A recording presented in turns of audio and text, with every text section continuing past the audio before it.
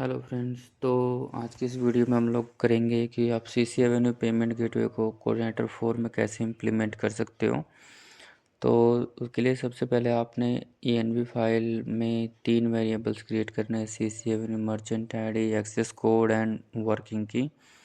ये तीनों वेरिएबल्स की वैल्यूज़ आपको जब सीसी एवेन्यू पे आप अपना अकाउंट क्रिएट करोगे तो उसकी सेटिंग से आपको मिल जाएगी।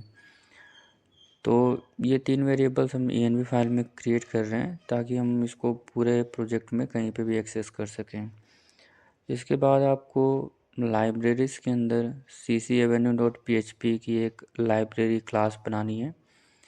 इस लाइब्रेरी क्लास का मेन मोटिव ये है कि ये सीसी एवेन्यू पे जो डेटा हम पास करेंगे उस डेटा को इनक्रिप्ट करेगा, और जब सीसी एवेन्यू हमें इनक्रिप्टेड फॉर्मेट में डेटा प्रोवाइड करेगा तो उस डेटा को ये हम डिक्रिप्ट करने का काम करवाएंगे इसमें।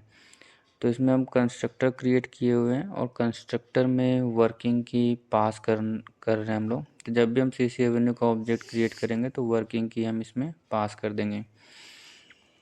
मैं थोड़ा थोड़ा स्क्रॉल कर रहा हूँ, आप वीडियो को पॉज करके आप चेक कर सकते हो कि क्या कोड लिखा हुआ, और एज इट इज़ आप भी राइट कर लो, कोई चेंज होने वाला नहीं है इसमें।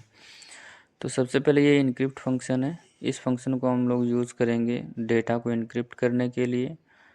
फिर मैं थोड़ा सा स्क्रॉल डाउन करता हूँ, ये है डिक्रिप्ट फंक्शन।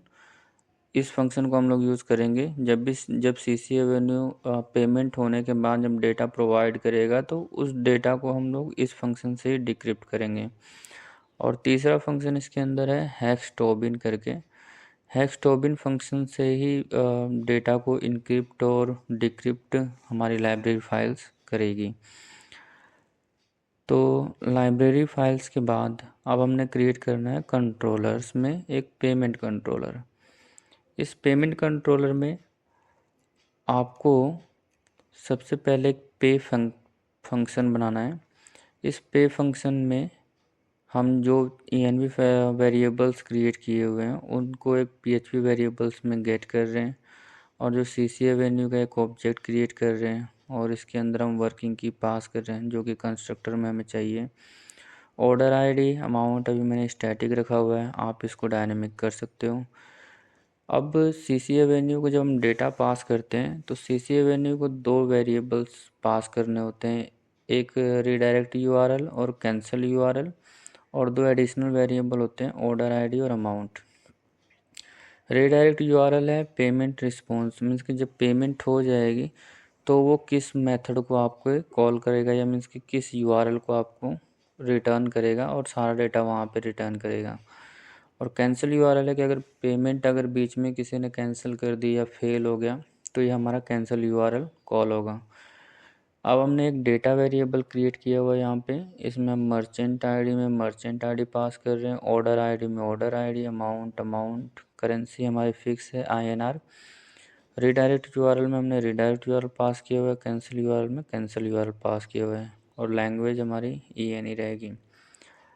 अब इस डेटा वेरिएबल्स में हमारा सारा डेटा बिना इनक्रिप्टेड फॉर्मेट में है, तो हम अपने CC एवेन्यू लाइब्रेरी क्लास का जो ऑब्जेक्ट हमने क्रिएट किया हुआ है इसमें इनक्रिप्ट फंक्शन को कॉल करके डेटा को हम पास करके डेटा को इनक्रिप्टेड फॉर्मेट में कन्वर्ट कर लेंगे।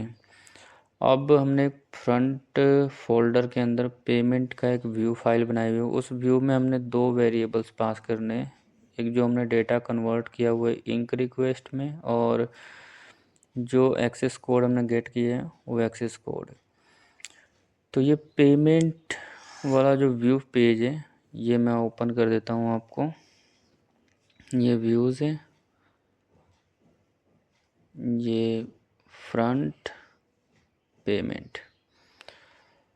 तो ऊपर आप डिज़ाइन कुछ भी बना सकते हो, जो मेन कोड है वो इतना सही रहने वाला आपका। इसको मैं तो आप वीडियो को पॉज करके कोड को एज इट इज़ राइट कर सकते हो। सबसे पहले आपको यूआरएल पास करना है कि सीसी एवेन्यू का जो लाइव यूआरएल है वो, और रिडायरेक्ट नेम रहेगा, और पोस्ट हमेशा मेथड रहेगा। और इसमें हिडन फाइल में इंक रिक्वेस्ट और एक्सेस कोड जो हमने वेरिएबल अपने पेमेंट कंट्रोलर से पास कर रहे हैं उनको पास कर देना है। तो जब भी ये पेज हमारा लोड करेगा कंट्रोलर, तो ये क्या करेगा, उसी टाइम सबमिट बटन को हमारे कॉल कर देगा और हमारा पेज जो है रीडायरेक्ट हो जाएगा सीसी एवेन्यू के पेज पे। तो इस पेज का अब सिर्फ इतना ही काम है रीडायरेक्ट करवाने के लिए हमारे सीसी एवेन्यू पेज पे।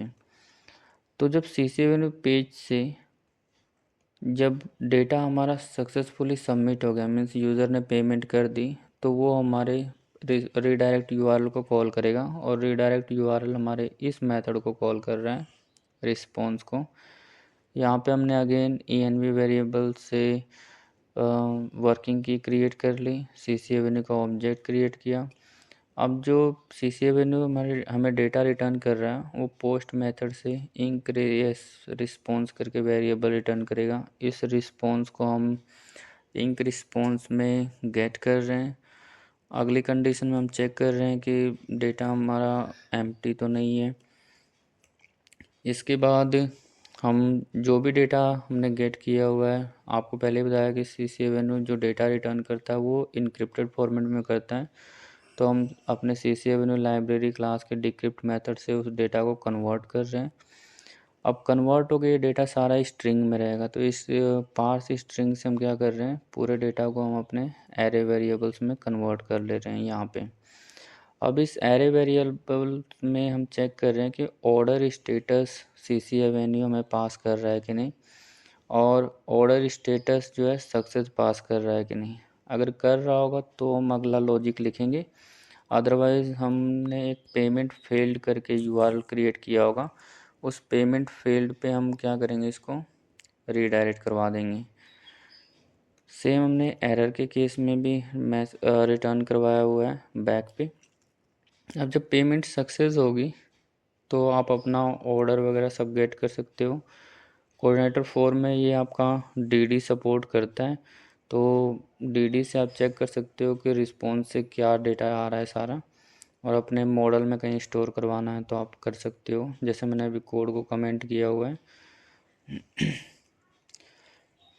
और जब सारा डेटा हो जाए तो आप पेमेंट सक्सेस पेज पे रिटर्न कर दो और यूज़र को पेमेंट सक्सेस का पेज डिस्प्ले हो जाएगा। तो ये हमने सक्सेस के लिए एक फ्रंट के अंदर पेमेंट सक्सेस पेज बनाया होगा व्यू का, फेल्ड में पेमेंट फेल्ड का बनाया हुआ है, और जब कैंसिल होगा तो हम इस टाइम अभी मैंने बेस यूआरएल पे इसको रिडायरेक्ट किया हुआ है। अब इन मेथड्स को कोऑर्डिनेटर 4 कॉल कैसे करेगा, तो मैं क्या करता हूँ, एक बार आपको स्लोली पेज को स्क्रॉल डाउन करता हूँ ताकि वीडियो पॉज करके सारा कोड एक बार आप राइट कर लो।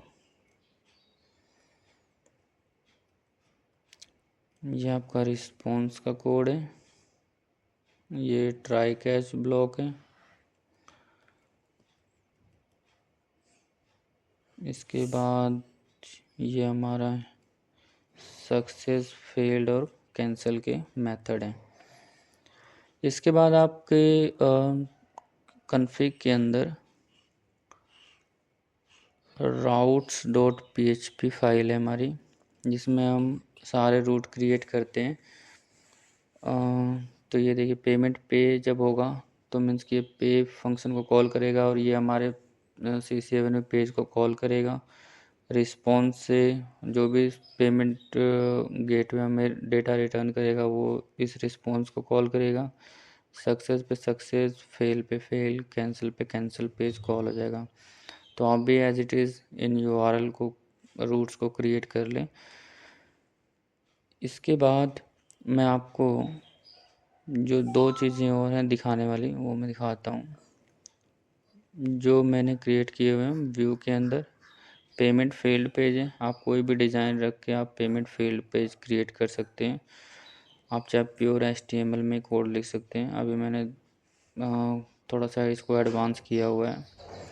और पेमेंट सक्सेस पेज पे आप payment success page direct load करवा सकते हैं। तो जब भी कंट्रोलर से हमारे मेथड जो भी होंगे तो हमारे रूट्स कॉल करेगा, और रूट्स क्या करेगा, हमारे पेमेंट पेज को कंट्रोलर को कॉल करके जो भी पेज हमारे रीडायरेक्ट होने वाले होंगे उन पेजेस पे रीडायरेक्ट कर देगा।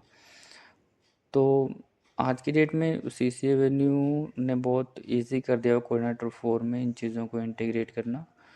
तो आई होप आपको अंडरस्टैंड हो गया होगा कि मीन्स कि आप सी सी एवेन्यू पेमेंट गेटवे को कोऑर्डिनेटर 4 में कैसे इम्प्लीमेंट कर सकते हैं। Thank you.